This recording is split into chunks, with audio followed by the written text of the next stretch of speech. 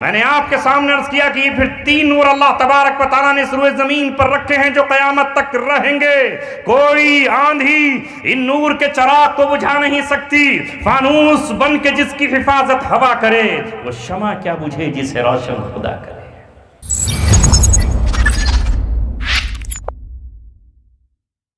جن کے لیے ہم انتظار کی گھڑیاں گن رہے تھے، جن کے لیے ہم اور آپ سراپا منتظر تھے، جن کی آمد کے لیے اور جن کی زیارت کے لیے ہم دل کا فرش بچھائے ہوئے تھے، جن کا بیان عالمانہ، جن کی نصیحت مخلصانہ، جن کا کلام فقیحانہ، جن کی خطابت دل برانہ. اس سے میری مراد گلہائے رنگا رنگ سے چمن کو معطر کرنے والے بے مثال خطیب، بانی اور محتمم جامعہ علی المرتضیٰ اور صدر فقہ فاؤنڈیشن حضرت اقدس مفتی عبدالسمیع صاحب قاسمی دامت برکاتہم العالیہ کی ذات گرامی ہیں. اطال اللہ عمرہ بالعافیہ آمین. میں حضرت والا سے بڑے ہی ادب کے ساتھ درخواست کرتا ہوں کہ حضرت والا اپنا قیمتی خطاب فرما کر سامعین کو مستفیض فرمائے. وقال رسول الله صلى الله عليه وسلم لا يؤمن أحدكم حتى يكون هواه تبعا لما جئت به. صدق الله العلي العظيم وصدق رسوله النبي الكريم.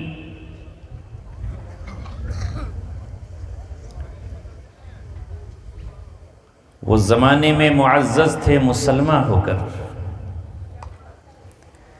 وہ زمانے میں معزز تھے مسلمہ ہو کر، اور ہم خوار ہوئے تاریک قرآن ہو کر.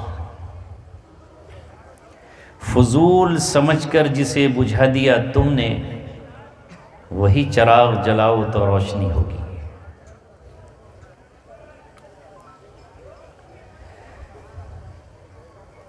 محترم حضرات، عارف باللہ ولی کامل حضرت مفتی آدم صاحب دامت برکاتہم اور حضرت مفتی عبد الرحمن صاحب ہمارے سامنے جلوہ افروز ہیں، اور اس مسند پر بہت سے علماء کرام جو حقیقت میں نبیوں کے وارث ہیں وہ تشریف فرما ہے. ان کی موجودگی میں مجھ جیسا طالب علم گفتگو کرے تو کیا کرے، کچھ سنائے تو آپ کو کہاں سے سنائے. دامن خلی، نگاہ کوتاہ، عمل سے عاری، پھر کیا سنائے. مگر حضرت مولانا محبوب صاحب نے بہت بڑی ذمہ داری ہم سب کے کاندھوں پر رکھی، اور اپنی بے پناہ محنت، مشقت اور جد و جہد سے ہم سب کو جمع فرما دیا. ایک بار اللہ تعالیٰ سے دعا فرمائیں کہ وہ ہمیں کچھ دے دے تبھی مل پائے گا. اس نے اپنا در نہ کھولا، اس نے اپنا دروازہ ہم پر وا نہ کیا تو ہم محروم لوٹ جائیں گے. اے مولا، یہ تیرے مخلص بندے، تجھ پر ایمان لانے والے، تیری کتاب کو سینوں سے لگانے والے، یہ معصوم طلبہ اپنی بے گناہ زبانوں سے تیری کتاب کی تلاوت کرنے والے، تیری مسجدوں میں چراغ جلانے والے، تیرے گھر کو طاہر و مطہر رکھنے والے یہاں آج جمع ہیں، اور محض اے اللہ یہ تیری نسبت پر آئے ہیں، تیرا پیغام سننے آئے ہیں، تیرے علماء کی زیارت کو آئے ہیں، کچھ لینے آئے ہیں. اے مولا، تیرے خزانوں میں کوئی کمی نہیں ہے. تو نوازنے پر آئے تو فرعون کی بیوی آسیہ کو ایمان کی دولت سے مالا مال کر دے، فرعون کے گھر میں کام کرنے والی باندی کو ایمان کی دولت سے لازوال کر دے، تو دینے پر آئے تو ابو جہل کے بیٹے اکرمہ کو اسلام کی نعمت سے سرفراز فرمائے، اور تو دینے پر آئے تو حضرت حمزہ کے قاتل وحشی کو قبول فرمائے، اور ان کی پکار پر آیات اتارتا چلا جائے، وہ شرطیں لگاتے چلے جائیں، اور آپ اس کی شرط کو قبول فرماتے جائیں، یہاں تک کہ وہ بنیاد بنے، اور آپ اعلان فرما دیں قیامت تک کہ وہ مومنین، وہ میرے بندے، وہ انسان جو ظلم اور گناہ کر کے پچھتا رہے ہوں، وہ میری رحمت سے مایوس نہ ہوں، میں سارے گناہوں کی بخشش پہ قادر ہوں اور ان کے گناہ بخش دوں۔ یہ تھوڑی دیر کا ہمارا بیٹھنا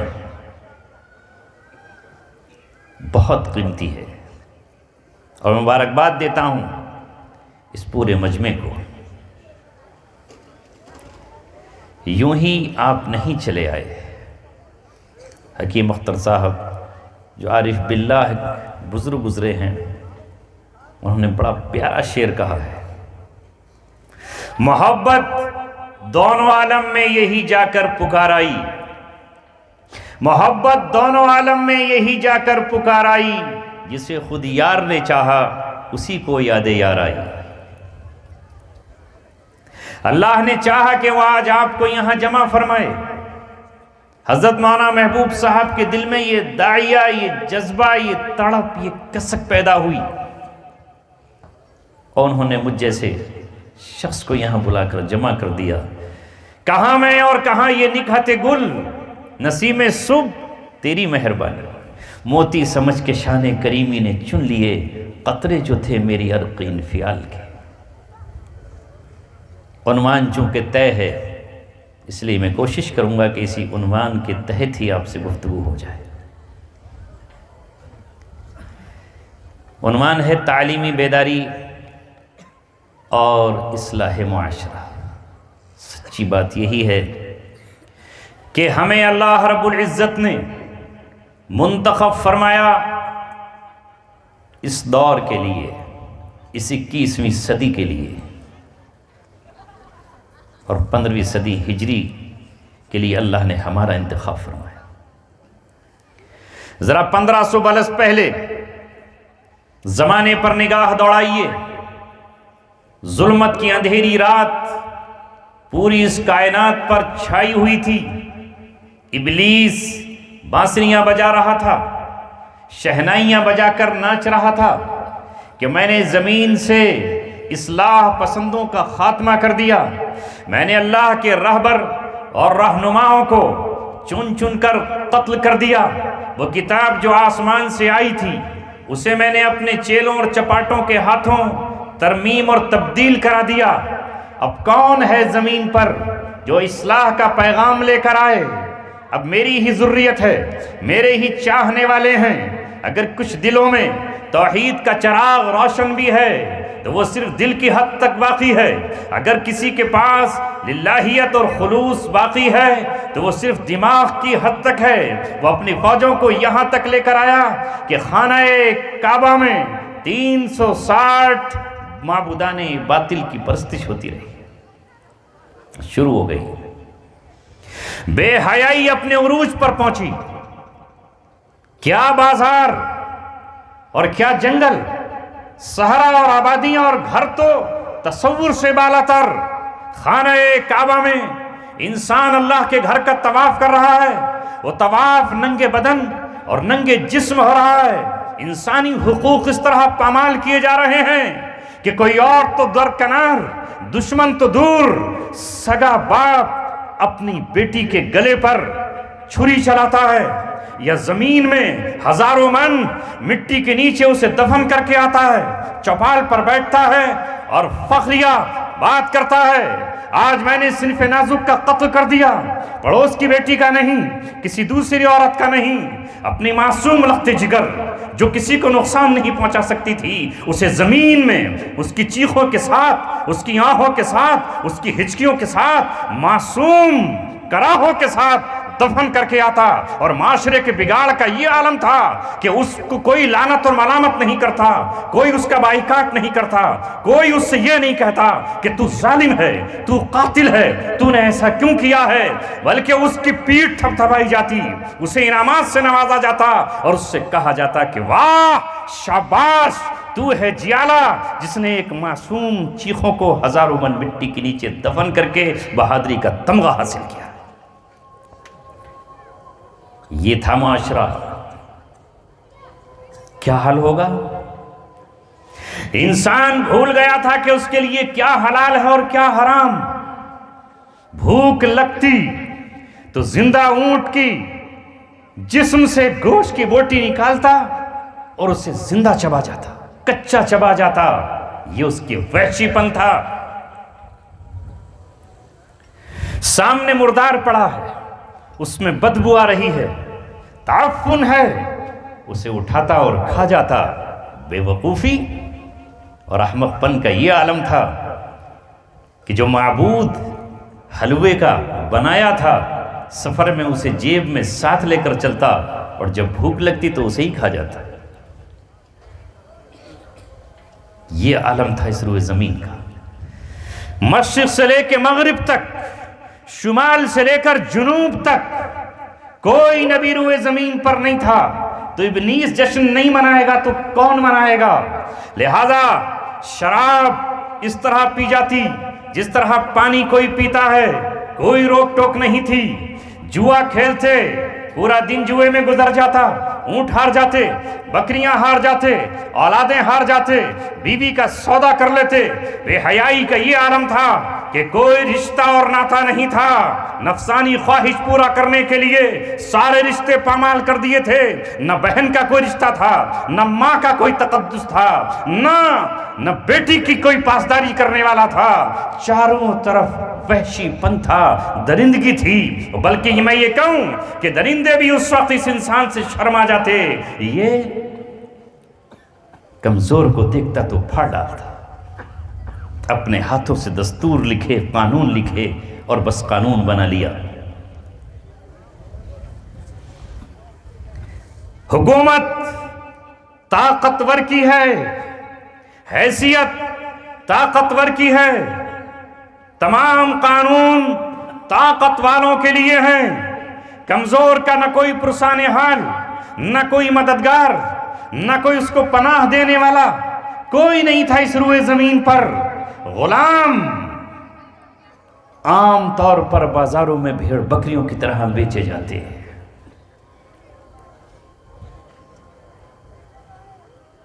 لوگ ڈاکہ صرف سونے اور چاندی پر نہیں، انسانوں پر ڈاکہ زنی کرتے، معصوم بچوں کو لوٹ کر لے جاتے اور ان کو بازاروں میں بٹھا دیتے۔ گراہک آتے، بائر آتے، خریداری برتنوں کی نہیں، مٹی اور زمین کی نہیں، بلکہ اس معصوم کی بولی لگتی، اسے خریدا جاتا، اس کی آنکھ میں آنسو ہوتا، یہ اپنی ماں کو یاد کرتا۔ ماں قافلے سے جدا ہو گئی، باپ میری آنکھوں کے سامنے قتل کر دیا گیا، بہن کو اٹھا کر لے گئے، نہ جانے اس کے ساتھ کیا ہو رہا ہوگا۔ اور یہ معصوم بازار میں بیٹھا ہوا ہے، گراہک آتے ہیں، اس کی بولیاں لگاتے ہیں، درہم و دینار اس کی بولیاں لگتی ہیں، اور یہ معصوم جو بھی زیادہ سودا کر لے اس کا غلام بن جاتا، اور اس کی زندگی کی سانسیں غلام ہو جاتی۔ اس کی حیثیت ایک جانور سے بھی بدتر تھی۔ وہ جو کماتا وہ اس کا نہیں تھا، یہاں تک کہ اس کا آقا، اس کا مالک اس کے ساتھ جو کچھ کرتا وہ روا تھا، کیونکہ اس کا اپنا غلام تھا۔ وہ چاہے تو اسے ذبح کر دے، وہ چاہے تو اسے آگ کے تندور میں بھون ڈالے، وہ چاہے تو پھر اسے دوسرے کے ہاتھوں بیچ ڈالے۔ یہ زمین کس طرح کراہ رہی تھی۔ ہاں انسانوں کو آزادی نہیں تھی، جانوروں کو آزادی تھی، وحشی درندوں کو آزادی تھی، زہریلے ناگور سانپوں کو آزادی تھی۔ ایسے عالم میں اللہ رب العزت کی نظر رحمت، اس کی نظر کرم جس طرح بار بار اس زمین پر پڑی ہے، اس انسانیت کو بچانے بچانے کے لیے، انسانوں پر کرم کرنے کے لیے، پھر اللہ رب العزت کی نظر کرم اس زمین پر پڑی۔ 571 عیسوی ہے کہ اللہ رب العزت نے عبداللہ کے گھر میں، ہاشم کے گھرانے میں، آمنہ کی کوکھ سے ایک نور کا جلوہ رونما کیا، اور جس سے پورا عالم منور ہو گیا۔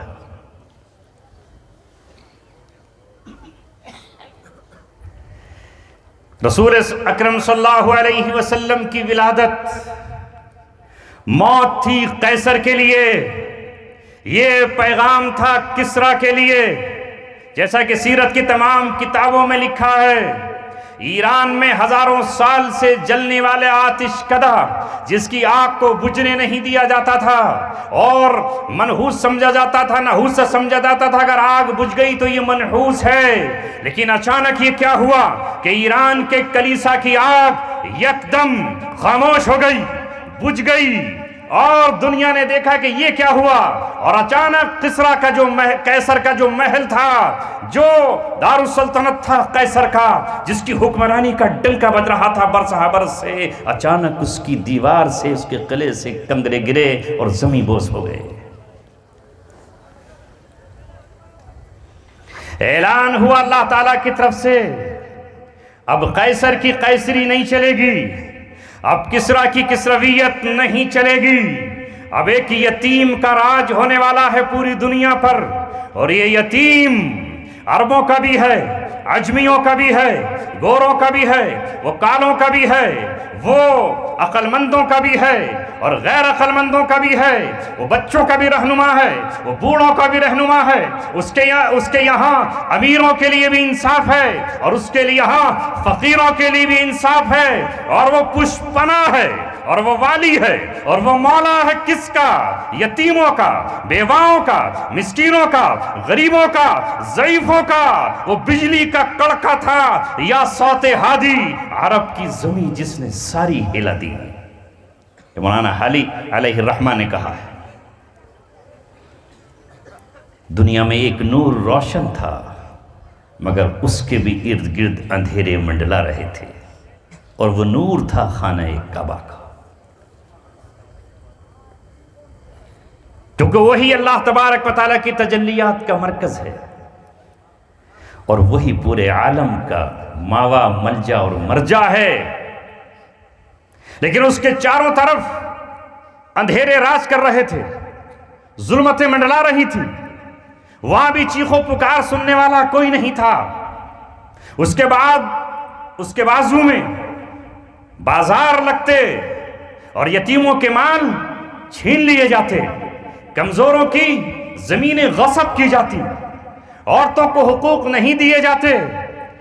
ایک یہ نور چمک رہا تھا کہ وہیں اللہ تبارک و تعالیٰ نے ایک دوسرے نور کو جلوہ نما فرمایا، اور وہ ہے عبداللہ کا در یتیم محمد رسول اللہ صلی اللہ علیہ وسلم۔ ہاں، وہی نور جو حضرت آدم علیہ السلام کی پیشانی میں تھا، وہاں سے منتقل ہوا تو حضرت شیس کی پیشانی میں آیا، وہاں سے منتقل ہوا تو حضرت نوح کی پیشانی میں آیا، وہاں سے منتقل ہوا تو ان کی اولادوں میں آیا، وہاں سے منتقل ہوا تو حضرت ابراہیم کی پیشانی میں آیا، اور حضرت ابراہیم سے وہ حضرت اسماعیل کی پیشانی میں آیا، اور وہاں سے منتقل ہو کر وہ محمد رسول اللہ کی شکل میں دنیا میں جلوہ گر ہوا۔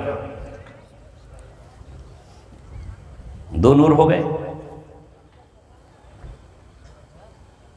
اب رسول اللہ صلی اللہ علیہ وسلم غار حرا میں تشریف لے جاتے ہیں،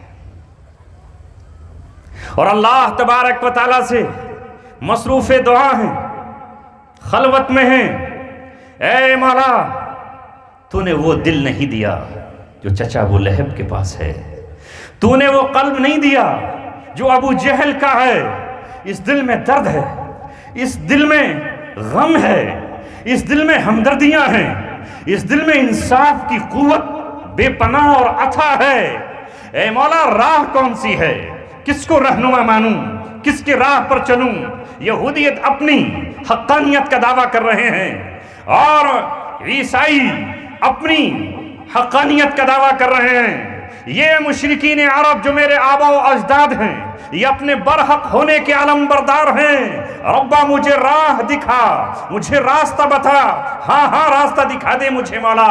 اللہ تبارک و تعالیٰ سے مصروف دعا ہیں، سچے خواب آنا شروع ہوئے، وہ خواب آپ نے حضرت قیت الکبریٰ سے بیان کرنا شروع ہوئے۔ دن اور رات آپ وہیں رہنے لگے، اس لیے کہ وہ معاشرہ جس میں شراب پی جا رہی ہو، وہ معاشرہ جس میں ناچ ہو، وہ معاشرہ جس میں وحشی پن ہو، وہ معاشرہ جس میں گندگی ہو، وہ معاشرہ جہاں انصاف نہ ہو، وہ معاشرہ جو برباد ہو چکا ہو، جہاں لوگوں کے جسم نوچے جاتے ہوں اور کھروچے جاتے ہوں، آپ کو اس معاشرے سے اجنبیت پیدا ہونے لگی اور آپ غار حرا میں تنہائی میں اللہ کے سامنے رونے لگے، گڑ گڑانے لگے، دعائیں مانگنے لگے۔ فیصلہ ہو گیا اللہ تعالیٰ کی طرف سے، اور ایک رات اللہ تعالیٰ نے جبریل امین کو بھیجا اور کہا جاؤ میرا دلارا جس کی تلاش میں ہے، جس کی تلاش میں وہ آیا ہے غار حرا میں، وہ خود نور ہے، وہ نورانی ہے، اور کعبۃ اللہ خود میرے جلووں کا مرکز ہے۔ تیسری چیز لے کر جاؤ جو سراپا میری زبان، میرا کلام، میری ہدایت ہے، میرا رہنما پیغام ہے۔ لہذا ایک رات آگے جبریل علیہ السلام قرآن مقدس کی پہلی 5 آیتیں لے کر اور رسول اللہ صلی اللہ علیہ وسلم سے سب سے پہلی گفتگو جو اللہ نے بذریعہ وحی کی ہے، سب سے پہلا پیغام جو محمد رسول اللہ صلی اللہ علیہ وسلم کے پاس آیا ہے، سب سے پہلے جو شروعات اللہ تبارک و تعالیٰ نے اپنے کلام کی ہے، جو میسج سب سے پہلا آیا ہے، جو پیغام آیا ہے، عربی زبان والے تو جانتے ہیں لیکن جو عربی نہیں جانتے وہ سن لیں، اور جہاں تک ہمارا پیغام پہنچے وہ سن لیں۔ قرآن کا پہلا لفظ ہے اقرا، پڑھیے، پڑھنا شروع کیجیے۔ یہ ہے پیغام، اور اب پڑھیے اس کتاب کو جو آپ پر آنے والی ہے، اور اس وقت اس کی پہلی 5 آیتیں آئی ہیں۔ لہذا اگر غور کریں تو آپ دیکھیے کہ اللہ تعالیٰ نے اپنے نبی سے جو سب سے پہلے لفظ استعمال فرمایا وہ ہے اقرا، پڑھیے، بسم ربک الذی خلق۔ کیونکہ اس وقت کے دور کو تمام مورخین لکھتے ہیں کہ یہ جاہلیت کا دور تھا، ہے نا؟ وہ جاہل تھی قومیں، اور اس وقت کے جو بظاہر اپنے گھمنڈ اور گمان میں تھے اہل کتاب، وہ کہتے تھے ہم صاحب کتاب ہیں، بس ہم ہی علم داں ہیں، اور باقی کے یہ تمام کے تمام امیین ہیں، جن کو وہ یہ سمجھتے تھے کہ یہ امیین ہیں، کچھ نہیں جانتے۔ اب اللہ رب العزت نے انہی امیین میں بعث فی الامیین رسولا، اللہ تعالیٰ نے ان امیین میں اپنا رسول بھیجا، اور وہ علم کی وہ کتاب لے کر آیا کہ جس کے سامنے سارے کے سارے علم سجدہ ریز ہو گئے، اور سارے علم دا اس کے سامنے بونے ہو گئے۔ وہ کتاب اللہ تبارک و تعالیٰ نے عطا فرمائی محمد صلی اللہ علیہ وسلم کو۔ سلسلہ چلتا رہا۔ اب یہ خالی کتاب تلاوت کے لیے نہیں آئی، بلکہ یہ ضابطۂ حیات اللہ رب العزت نے بنایا۔ اب زندگی کا ہر فیصلہ تمہارا اجتماعی ہو یا انفرادی اس کتاب کے مطابق ہوگا، لہٰذا تم اب آزاد نہیں ہو۔ دنیا میں یہ کتاب تمہارے لیے رہنما ہے، ذرا اس کتاب پر چلو تو یہ دنیا میں بگڑے ہوئے انسانوں کو صحیح منزل پر لے کر آئے گی۔ قرآن کی پہلی آیات اترنا شروع ہوئی، اور یہاں تک کہ 23 سال میں اللہ تبارک و تعالیٰ نے ضابطے کو اس اعلان کے ساتھ کامل کر دیا، اليوم اکملت لکم دینکم واتممت علیکم نعمتی ورضیت لکم الاسلام دینا۔ آج میں نے تم پر اپنی نعمت کو مکمل کر دیا۔ اے لوگوں، ہم نے یہ نعمت تھوڑی سی حضرت موسیٰ علیہ السلام کو دی تھی، یہ ہم نے کچھ حضرت عیسیٰ علیہ السلام کو عطا فرمائی تھی، اس کا کچھ حصہ ہم نے لوط علیہ السلام کو دیا تھا، ہم نے کتاب کا کچھ حصہ حضرت شعیب علیہ السلام کو دیا تھا، کچھ دوسرے انبیاء کو دیا تھا، لیکن آج ہم نے اس شریعت کو کامل اور مکمل کر دیا ہے، ہم نے اپنی نعمت کو آج مکمل کر دیا ہے۔ وَرَضِيتُ لَكُمُ الْإِسْلَامَ دِينًا، اور اے زمین پر بسنے والوں، آج ہم نے تمہارے لیے دین اسلام کو منتخب کیا۔ نعمت مکمل ہو گئی، اور جب اللہ کے رسول صلی اللہ علیہ وسلم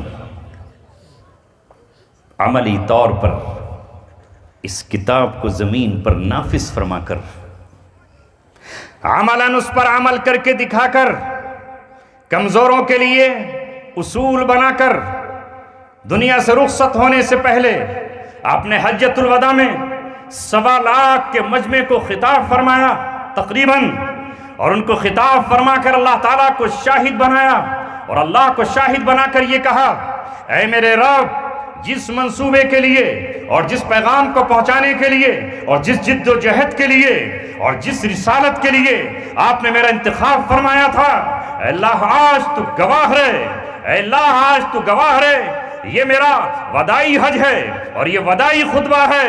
اے اللہ، میں نے آپ کی امانت کا حق ادا کر دیا ہے، میں نے آپ کی شہادت کا حق ادا کر دیا ہے، میں نے آپ کی رسالت کا حق ادا کر دیا ہے، اور آپ کا یہ آخری خطبہ اور پیغام ہے 1.25 لاکھ کے مجمع میں۔ اور پھر صحابہ کرام سے یہ کہا کہ باغوں میں مت الجھ جانا، اور عمارتوں میں اپنے آپ کو مت کھپانا، مال و دولت کے پیچھے مت پڑنا، تمہاری گھوڑے کی باغیں ہمیشہ تیار رہے، تمہاری اونٹ پر کجاوے ہمیشہ کسے جاتے رہے۔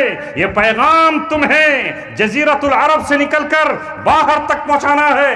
اگر سمندر تمہارا راستہ نہ روکے تو سمندر کے کناروں تک پہنچنا ہے، اگر پہاڑ تمہارے راستوں میں آ جائیں تو پہاڑوں کو چیرنے کی کوشش کرنا ہے، اگر آسمان بھی تمہارے راستے میں روڑا بنے تو اسے بھی چیر کے اوپر چلے جانا ہے۔ لہذا جہاں تک تمہاری استطاعت ہے، جہاں تک تمہاری قوت ہے، جہاں تک تمہاری وسعت میں ہے، سمندر کے سینے پر بھی کشتیاں اگر بنا سکو تو کشتیاں بنا لینا، اگر گھوڑے سمندر میں دوڑا سکو تو اپنے گھوڑوں کو دوڑا دینا۔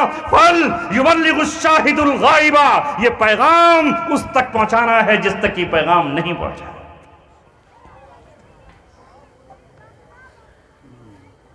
اور پھر تاریخ گواہ ہے،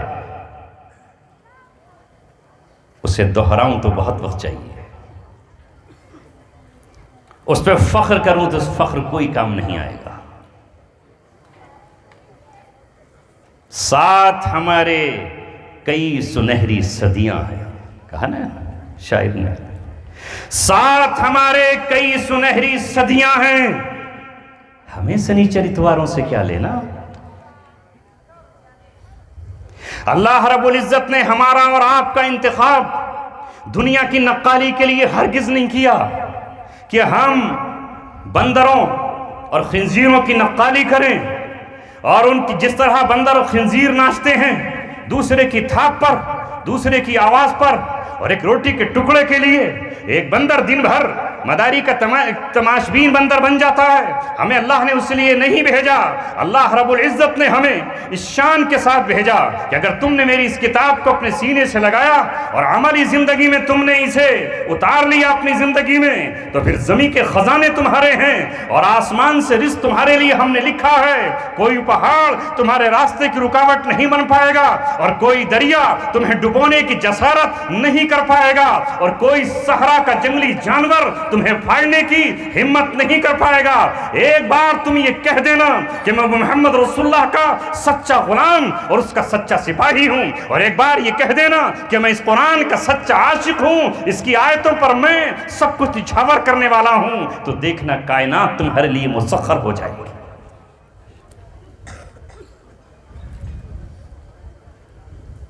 اللہ رب العزت نے تو پچھلی قوم سے بھی کہا، بنی اسرائیل سے کہا کہ اگر تم تورات پر اور جو تمہاری طرف کتابیں نازل کی گئی ہیں عمل کرنے لگو تو اپنے اوپر سے بھی کھاؤ گے اور نیچے سے بھی۔ کیا یہ سچ نہیں ہے جو میں عرض کر رہا ہوں؟ کیا یہ تاریخ کی انمٹ حقیقت نہیں ہے؟ اس کراہتی ہوئی دنیا نے جہاں جہاں آپ پہنچے وہاں اس طرح سکون کا سانس لیا جیسے آج چلچلاتی دھوپ میں جب ہوا کے ٹھنڈے اور نرم جھونکے آئے تو آپ کے کلیجوں کو ٹھنڈک پڑی اور آپ کے جسموں کو ٹھنڈک پڑی۔ جب کبھی کسی زخمی دل نے کسی کو پکار لگائی اور صدا لگائی تو مرہم لے کر وہ تم تھے، تمہارا کوئی بیٹا تھا، وہ تمہارا کوئی بھائی تھا جو مرہم لے کر دنیا کے آخری کنارے تک پہنچ گیا۔ اگر کسی بیوہ نے کوئی فریاد لگائی کہ میرے سر کا دوپٹہ کسی ظالم نے چھین لیا ہے تو دوپٹے کو لے کر تم پہنچے، اور اس لیے پہنچے کہ محمد رسول اللہ صلی اللہ علیہ وسلم نے اپنے کردار سے اور اپنے قول سے اور اپنے عمل سے ٹھیک میدان جنگ میں دشمن کی صفوں میں کھڑی ہوئی ایک لڑکی جو اپنے بھائی عدی کے ساتھ آئی تھی، جو حاتم طائی کی بیٹی تھی، ننگے سر جب محمد رسول اللہ نے اس کو دیکھا تو آپ نے کسی صحابی سے رومال دستیاب نہیں کیا، کسی اور صحابی کی پگڑی نہیں مانگی، بلکہ آپ صلی اللہ علیہ وسلم نے اپنی وہ چادر جس چادر پر سجدہ کرنے کے لیے جبریل ترستے تھے اور میکائیل انتظار کرتے تھے، اس چادر کو آپ نے حاتم طائی کی بیٹی کے سر پر ڈالا، اور جب صحابہ نے یہ کہا کہ تو دشمن کی فوجوں میں کھڑی ہے، یہ ہمیں قتل کرنے آئی تھی، یہ ہمیں برباد کرنے کے لیے آئی تھی، تو آپ نے کہا میں آمنہ کا لخت جگر ہوں، میں اللہ کا رسول اور پیغمبر ہوں اور آخری پیغمبر ہوں، میں دنیا کی ہر بیٹی کے سر پر غیرت، حیا اور شرم کی اور چادر ڈالنے آیا۔ یہ ہے اسوہ محمد رسول اللہ صلی اللہ علیہ وسلم کا۔ تو کیوں مسلمان ایسا نہ کرتے؟ مگر آج وہ قوم جس نے علم کے آفتاب روشن کیے اور ان کے سامنے آفتاب مان پڑ گیا، یہ ماہتاب مان پڑ گیا، دنیا میں علم کے سکے گاڑ دیے اور ساری دنیا کو بتایا، تہذیب کی شمعیں روشن کی اونٹوں کے چرانے والوں نے۔ ہاں، ہم نے دنیا کو سکھایا کہ تہذیب کیا ہے، یہ عورت کیا ہے، ہمارے سوا کون بتا سکتا تھا؟ نہ کل بتا سکتا ہے، نہ آج بتا سکتا ہے۔ ہمارے قرآن نے یہ کہا اے مردو تم ہو روزی کے ذمہ دار، تمہیں اللہ تبارک و تعالیٰ نے کہا ہے اگر تم باپ ہو تو اپنی بیٹی کے لیے کماؤ، اسے سڑکوں پر مت نکالو کہ وہ صنف نازک ہے، وہ کمزور بدن ہے، وہ کمزور حوصلہ ہے، وہ کمزور ہے، وہ چلچلاتی دھوپ میں اسے مت نکالو، پتھر توڑنا پڑے تو تم توڑو، اگر زمین کا سینہ چیرنا پڑے اور کنواں کھودنا پڑے تو تم کھودو، چونکہ تم مرد ہو، تمہارے بازوؤں میں شجاعت ہے، لہذا تم اگر باپ ہو تو اپنی بیٹی کی ذمہ داری تم نبھاؤ، اس کی روزی، اس کی روٹی، اس کا کپڑا، اس کا لتا اور اس کا کھانا، اس کی بیماری کا انتظام تم کرو گے۔ اور جب تم کسی کے شوہر ہو تو یہ جو عورت آئی ہے جس نے آپ سے عقد نکاح کیا ہے اور جس نے آپ کے نکاح میں دیا ہے، وہ آپ کے گھر کی زینت ہے، وہ آپ کے گھر کی ملکہ ہے، وہ آپ کے بچوں کی تربیت کرے گی۔ آپ جب آپ بازار سے پزمردہ ہو کر آئیں گے، آپ جب بازار سے غم اٹھا کر لائیں گے تو وہ آپ کو سہارا دے گی اور سکون دے گی، لہذا اس کے کھانے اور پہننے کا انتظام آپ کو کرنا ہے۔ بیٹے، اگر تو بیٹا ہے تو یہ ماں تیری ماں ہے، مسئلہ اس دنیا کا نہیں ہے۔ اگر تو اپنی ماں کی خدمت کرے گا تو یہ چھوٹا سا گھر بھی جنت کا نمونہ بن جائے گا، جہاں امن ہی امن ہوگا، جہاں سکون ہی سکون ہوگا، جہاں راحت ہی راحت ہوگی، جہاں ہر طرف تیری چاہتوں کے چراغ جل رہے ہوں گے۔ تو اپنی ماں کی خدمت تو کر کے دیکھ، جن بیٹوں نے روئے زمین پر اپنی ماؤں کی خدمتیں کی ہیں وہ گھر اس دنیا میں جنت کا نمونہ ہے۔ اور سن، اگر تو اس جنت کو چاہتا ہے جو اللہ رب العزت نے بڑی کڑی مشقت میں رکھی ہے، تو وہ جنت کہیں اور جا کے کہاں ڈھونڈ رہا ہے؟ ان الجنت تحت اقدام الامہات، تیری ماں کے قدموں کے نیچے۔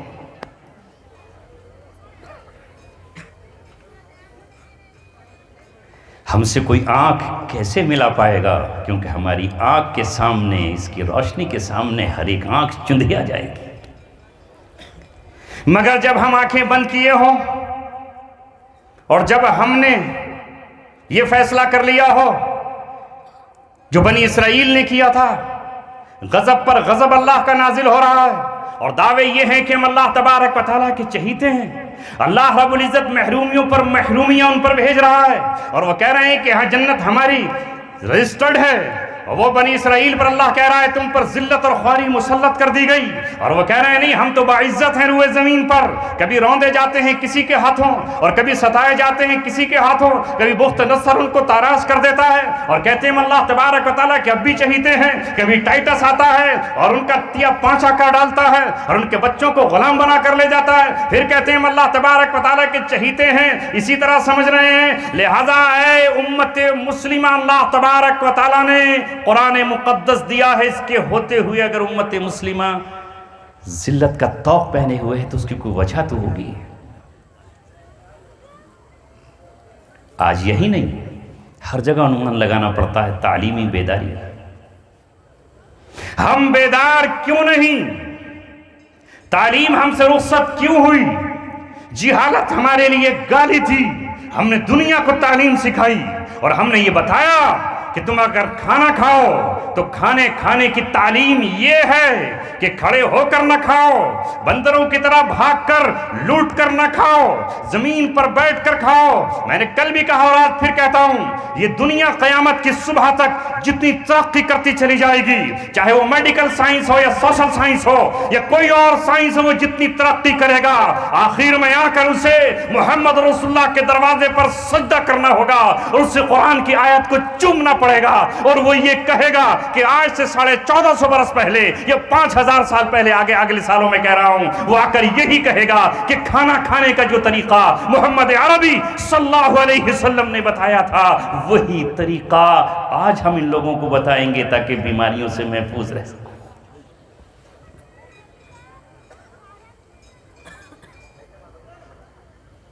اللہ نے رسول اللہ صلی اللہ علیہ وسلم کو ابتدا میں وہ قوم عطا فرمائی جس نے اس قرآن کو اللہ کی کتاب جانا، اور جب انہیں حکم دیا گیا اتل ما اوحی الیک من کتاب ربک، اپنے رب کی کتاب پڑھو، تو انہوں نے صرف یہ نہیں سوچا کہ بس محمد رسول اللہ کا تو خطاب ہے اتلو، یہ تو صیغہ واحد ہے، وہ پڑھتے رہے اس کتاب کو۔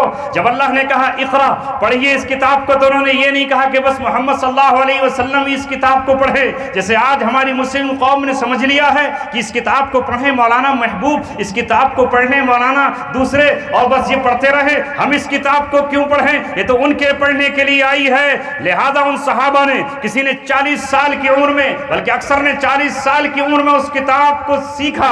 ابو ہریرہ آئے اور اپنے بڑھاپے میں اس قرآن کو سیکھ رہے ہیں اور احادیث کو سیکھ رہے ہیں، ان کے بچے آئے، انہوں نے بچپنے میں سیکھا۔ حضرت خدیجہ نے، آپ اندازہ لگائیے کتنی سال میں سیکھا، 25 سال 40 سال کی عمر تو رسول اللہ صلی اللہ علیہ وسلم کی ہے، ان کی عمر 55 سال کی ہے، وہ 55 سال میں سیکھتی ہیں۔ اور ابوبکر صدیق رضی اللہ تعالیٰ عنہ بھی کتنی عمر میں ہیں، لہٰذا ان کی یہاں عمر کی کوئی قید نہیں تھی، اور آج کا مسلمان کہتا ہے کہ بھئی پڑھنے کی عمر نکل گئی۔ کس نے نکالی عمر کہاں نکلی؟ وہاں تو کہا جا رہا ہے کہ علم حاصل کرو، طلب العلم فریضۃ علی کل مسلم، یہ نہیں کہا علی کل مسلم شاب، جوان حاصل کرے، علی کل صبی، بچہ کرے، ایسا تو نہیں ہے۔ اے میرے عزیزو، دنیا میں آج یہ شور کل بھی مچ رہا تھا اور آج بھی مچ رہا تھا، جو اللہ تعالیٰ کو نہیں پہچانتے تھے وہ کہتے تھے کہ ہماری تہذیب اعلیٰ ہے اور ہم افضل ہیں، گو کہ انہیں تہذیب کا پتہ ہی نہیں تھا۔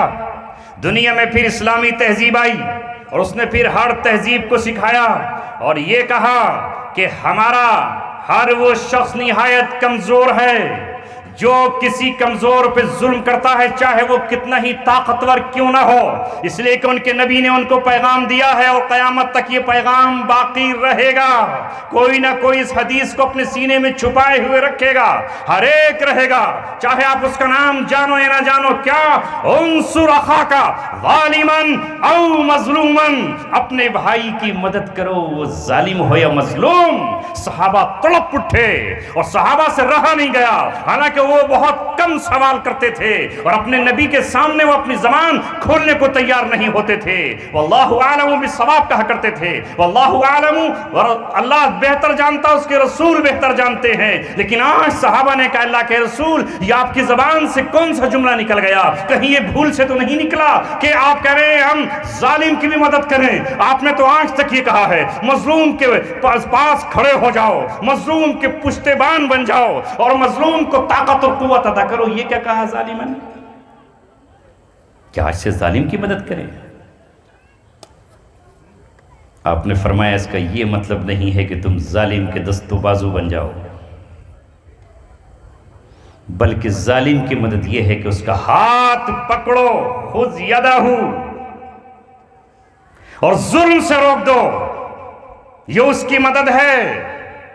ظالم جب ظلم کرے گا تو کل ظلم کا حساب لیا جائے گا، اس دنیا میں بھی ظلم کا حساب لیا جائے گا۔ ان اللہ لا يحب الظالمین، اللہ ظالم کو پسند نہیں کرتا، کبھی بھی اس پر عذاب کا کوڑا برسایا جا سکتا ہے، اور اگر دنیا میں اسے مہلت مل بھی گئی تو عذاب میں واللہ آخرت میں اللہ کی پکڑ سے نہیں بچ پائے گا، لہذا اسے ظلم سے روکو، یہ اس کے حق میں بہتر ہے۔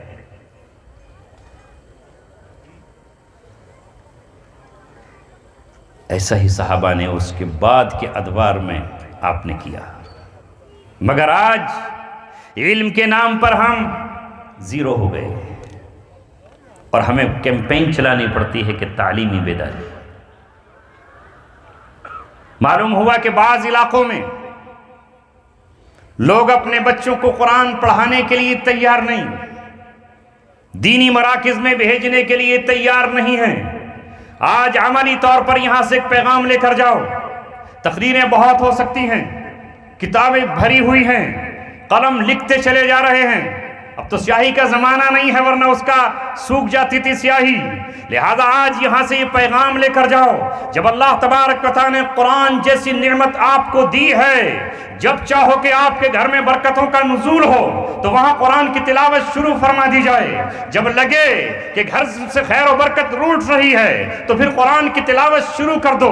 اگر چاہتے ہیں ہم کہ ہمارے گھر میں شیطان جنات کو بھگانے کے لیے ضرورت ہے ملائکہ کی، تو کسی کو اہل غیروں کو بلانے کی ضرورت نہیں ہے، قرآن کی تلاوت شروع کرو، قرآن پڑھتے ہی وہاں فرشتوں کا نزول شروع ہو جاتا ہے، اور یہ اللہ تبارک و تعالیٰ کی کتاب ہے۔ اگر تم نے اس کتاب کی حفاظت کی تو چونکہ اس کتاب کی حفاظت کا وعدہ اللہ تبارک و تعالیٰ نے کیا ہے، جس دل میں قرآن موجود ہوگا اللہ اس قرآن کی اپنے قرآن کی حفاظت کرے گا، اور لہذا جب قرآن کی حفاظت کی جائے گی تو اس دل کی بھی حفاظت کی جائے گی، اس قوم کی حفاظت کی جائے گی جو قوم اللہ تبارک و تعالیٰ کی کتاب سے جڑ جائے گی۔ کرے تو صحیح، دروازے کھل جائیں گے۔ لہذا آج سے یہ پیغام یہاں سے لے کر جاؤ، اتنا عالیشان ادارہ، اتنی بہترین عمارت کیسے شخص نے جمع کیا ہوگا؟ ایک پرندے سے پوچھو، ایک ایک تنکا لا کر وہ کس طرح اپنے بچوں کے لیے آشیانہ بناتا ہے، کہاں کہاں سے توڑ کر وہ تنکے چونچ میں چن کر لاتا ہے۔ آج کے اس دور میں کسی ادارے کا بنا دینا اور اس کی عمارتیں کھڑی کر دینا کوئی معمولی کام نہیں ہے، اور وہ بھی بے لوث، جس میں اپنی کوئی غرض نہ ہو، جس میں مال و دولت کی چاہت نہ ہو، صرف ایک ہی چاہت ہو کہ کسی غریب کا بچہ کس طرح اللہ تبارک و تعالیٰ کی کتاب کی تلاوت کر سکے، وہ یہاں سے قرآن پڑھ کے جائے تو جھونپڑیوں میں وہ اللہ کے نور کو جگمگانے والا بن جائے۔ میں نے آپ کے سامنے عرض کیا کہ یہ پھر 3 نور اللہ تبارک و تعالیٰ نے روئے زمین پر رکھے ہیں جو قیامت تک رہیں گے۔ کوئی آندھی ان نور کے چراغ کو بجھا نہیں سکتی۔ فانوس بن کے جس کی حفاظت ہوا کرے، وہ شمع کیا بجھے جسے روشن خدا کرے۔ ایک بیت اللہ کا نور ہے جس سے نور پوری دنیا میں پھیل رہا ہے، اور دوسرے غار ہیرا سے چمکا ہوا نور ہے جو قرآن مقدس کی شکل میں ہر جگہ پر جگمگا رہا ہے، اور تیسرے رسول اللہ صلی اللہ علیہ وسلم کی ذات اقدس ہے جن کا نور احادیث کی شکل میں، فقہ کی شکل میں، تفسیر کی شکل میں، ان کے ارشادات کی شکل میں، ان کی سیرت مبارکہ اور طیبہ کی شکل میں پوری دنیا پر روشن ہے۔ اے مسلمانوں، جس طرح سانپ خزانوں پر فن اپنا پھیلا کر بیٹھ جاتا ہے، اس طرح اس خزانے پر سانپ کی طرح مت بیٹھو کہ ہم اس کو دوسروں کو نہ دیں۔ آج دنیا پیاسی ہے، یہ پیاس آپ کو بجھانی ہے۔ دنیا کے لبوں پر تشنگی ہے علم کی، وہ آج جہالت کے اندھیروں میں جا رہے ہیں۔ یہ مت دیکھو کہ مغربی قومیں کس طرح ترقی کر رہی ہیں، وہ ترقی نہیں ہے، تمہاری ترقی یہ ہے، وہ کتاب تمہاری ترقی کی ضامن ہے جس کی تم تلاوت کرو تو سیدھا رابطہ تمہارا عرش اعظم اور اللہ تبارک و تعالیٰ سے ہو جائے۔ وہ تنزلی ہے، وہ زوال ہے۔ یہ کتاب آئی ہے تمہیں اللہ تبارک و تعالیٰ سے جوڑنے کے لیے اور پوری انسانیت کو بتانے کے لیے کہ آپ بتاؤ کہ آپ کیا ہو۔ لیکن ہم کہاں پہنچ گئے؟ ہمارے بچے پڑھنے کا نام ہی نہیں لیتے، نہ وہ مدرسے جاتے ہیں، نہ کوئی اور تعلیم حاصل کرتے ہیں، اور پھر ہمیں شکایت یہ ہوتی ہے کہ دنیا کی قومیں کہاں سے کہاں پہنچ گئیں۔ کہ اللہ تبارک و تعالیٰ نے مسلمان ماؤں کو بانجھ پیدا کیا ہے، کہ اللہ تبارک و تعالیٰ نے مسلمانوں کو دیوانے اور مجنون بچے دیے ہیں، کہ اللہ تبارک و تعالیٰ نے مسلمانوں کو ایڈیٹ اور مورخ دیے ہیں، کہ اللہ تبارک و تعالیٰ نے ہم کو عقل نہیں دی ہے۔ اللہ رب العزت نے ہم سے زیادہ عقل مند کسی کو نہیں بنایا ہے۔ انما یتذکر، کون نصیحت حاصل کرتا ہے؟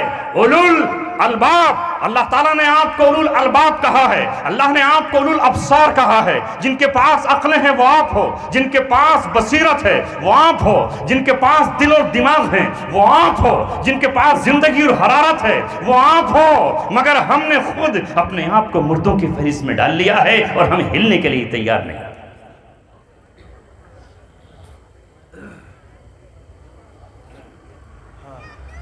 لہذا دنیا کا ہر خطہ آپ کو آواز دے رہا ہے، آپ کو پکار رہا ہے، اور آپ کے نبی نے 63 سالہ پیاری زندگی آپ کے لیے چھوڑی ہے۔ دنیا کے جس کنارے پر کھڑے ہو، عمر کی جس دہلیز پر ہو، کیسے ہی حالات ہوں، رسول اللہ صلی اللہ علیہ وسلم کو سامنے رکھو۔ اگر کسی خطے میں مکے کے ابتدائی حالات ہیں تو رسول اللہ کی زندگی موجود ہے، بیچ کے حالات ہیں تو محمد رسول اللہ کی زندگی موجود ہے، اگر آخر کے 3 سال موجود ہیں جس میں طائف کا سفر ہے اور معراج کا سفر ہے تو محمد رسول اللہ صلی اللہ علیہ وسلم کی زندگی موجود ہے، اور اگر مدینہ پہنچتے ہو اور ایسے خطے میں آدمی پہنچ جاتا ہے جہاں ایک طرف اہل کتاب بھی ہیں، جہاں ایک طرف جو ہے اہل نصارہ اور نجران کے نصارہ بھی ہیں، اور روم کی جیسی قوتیں اور کسرا جیسی طاقتیں بھی موجود ہیں، تو وہاں محمد رسول اللہ صلی اللہ علیہ وسلم نے کیا کیا ہے وہ آپ کے سامنے موجود ہے۔ اور اگر آپ کو وہ حالات دو چار آتے ہیں تو پھر صلح حدیبیہ کا نمونہ اور عمل بھی ہمارے سامنے موجود ہے۔ محمد رسول اللہ صلی اللہ علیہ وسلم کی زندگی میں جذبات بھی ہیں، رسول اللہ صلی اللہ علیہ وسلم کی زندگی میں تفوق بھی ہے، محمد رسول اللہ صلی اللہ علیہ وسلم کی زندگی میں جوش بھی ہے، غضب بھی ہے، لیکن ساتھ ہی ساتھ حکمت بھی ہے، تدبر بھی ہے، صلح بھی ہے، مذاکرات بھی ہیں اور معاہدات بھی ہیں۔ لیکن یہ کون بتائے گا جب کتاب حکمت کو بند کر کے ہم نے رکھ دیا، جب کتاب الہی کو ہم نے جزدانوں میں سجا کر رکھ دیا اور ہمیں ترقی نظر آنے لگی جانوروں کے پیچھے چلنے میں؟ ہمارا رہنما جب کوئی گدھا بن جائے، ہمارا رہنما کوئی بلی بن جائے، ہمارا رہنما کوئی کتا بن جائے، ہمارا رہنما کوئی عام پکشی بن جائے، تو پھر ہمیں راہ ہدایت کون دے؟ پھر ہم ایسے ہی بنی اسرائیل کی طرح، جس طرح وہ وادی تیہ میں بھٹکتے پھرے تھے، یتیہون فی الارض، اسی طرح ہم ہم وادیوں میں بھٹکے ہوئے ہیں، آنکھیں ہیں مگر دکھائی نہیں دیتا، ہاتھ ہیں مگر معذور چھو نہیں سکتے، زبان ہے گونگی اس سے بول نہیں سکتے، کان ہیں بہرے کہ سن نہیں سکتے۔ اللہ تعالیٰ ہمیں بار بار پکار رہا ہے، ارے تم کیا ان عربوں سے گئے گزرے ہو جو اونٹوں کا پیشاب پی لیا کرتے تھے؟ کیا تم ان سے گئے گزرے ہو جو مردار کھا لیا کرتے تھے؟ کیا تم ان سے گئے گزرے ہو جو خون پی کر کے اپنی پیاس بجھایا کرتے تھے؟ اللہ کہہ رہا ہے آج بھی میری کتاب کے صدقے میں، آج بھی میرے نبی کے صدقے میں، آج بھی میرے نبی کے ارشادات کے صدقے میں نے جس طرح پہاڑوں کے نیچے پیٹرول کو چھپا کے رکھا ہے تمہارے لیے، جس طرح میں نے زمین میں سونے کو دبا کے رکھا ہے تمہارے لیے، جس طرح میں نے زمین میں پانی کو بچا کے رکھا ہے تمہارے لیے، جس طرح میں نے پہاڑوں سے چشمے جاری کیے ہیں پانی کے تمہارے لیے، جس طرح میں نے بادلوں کو اڑایا ہے تمہارے لیے، اس طرح میں نے محمد رسول اللہ کی حدیث کو اور اپنی اس کتاب کو 1000 دنوں سے زیادہ محفوظیت عطا کی ہے۔ جب تم حدیث کی کتاب اٹھاؤ گے اس میں رسول اللہ کے موتی موجود نظر آئے، مگر کوئی پڑھے تو علم کی طرف جائے تو صحیح۔ اس لیے آج یہ طے کرو کہ ہم علم کے زیور سے آراستہ